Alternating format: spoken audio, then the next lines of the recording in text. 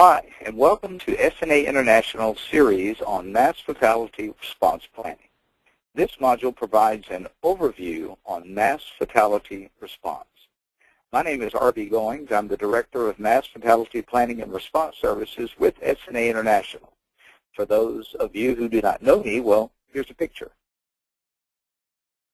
The objectives of a mass fatality response are to investigate and recover human remains, in some instances determine the cause and manner of death, to provide families with accurate and timely information on all aspects of the response, to perform accurate and timely identification of those who have perished, and then ultimately the repatriation of the deceased with their legal next of kin.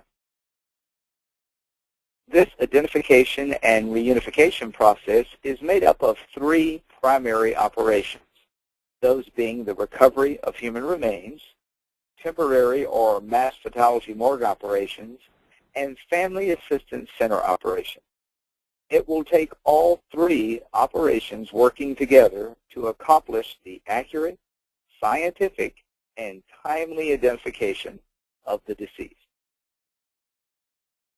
It is the local medical examiner or coroner who is responsible for making these positive identifications. He or she will have to assemble a team of specialists from various disciplines.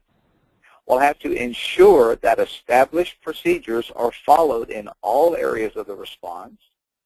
Will review all findings offered by the forensic specialist and will approve all positive identifications that are made. Here's a simple chart illustrating this identification process. On the left side of the chart, you'll note that remains are recovered and then examined in the temporary morgue for the purpose of obtaining postmortem information.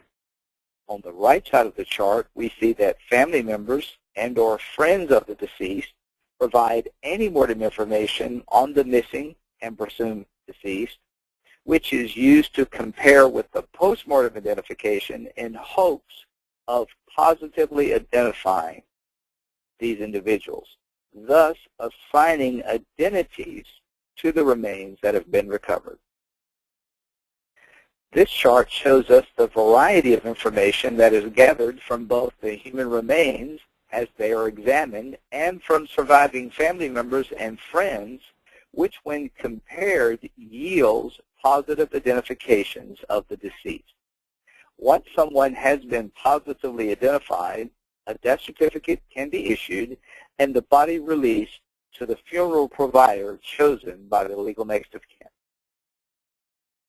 It is our belief that best practices should be followed for the integrity and accuracy of all identification. Identification procedures should be robust and able to stand any court challenge.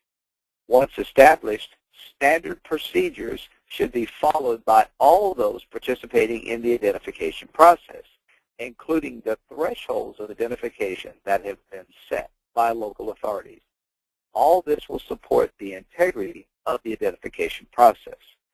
Additionally, it's imperative that all activity related to the identification process be carefully documented so that a chain of custody will be maintained.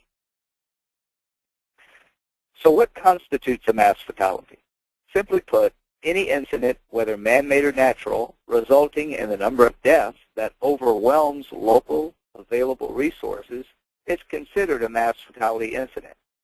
As resources vary from community to community, the number of deaths that will constitute a mass fatality will vary as well. It's also important to note that when the incident impacts local resources and infrastructure, the threshold that may constitute a mass fatality will be lower. In other words, the resources that are available following an incident may be different from that of normal day-to-day operations. I realize that we only scraped the tip of the iceberg with regards to mass fatality incidents. However, I hope you found this presentation informative. If you or your agency find yourself unprepared for a mass fatality incident or want to refine or practice your existing plans, please contact us at www info@sna-intl.com or email us at info@sna-intl.com, or please give us a call at area code 703-370-1930. This is just one of a series of modules regarding mass fatality planning. I invite you to watch all of these modules and trust that you will find them equally as informative. Thank you.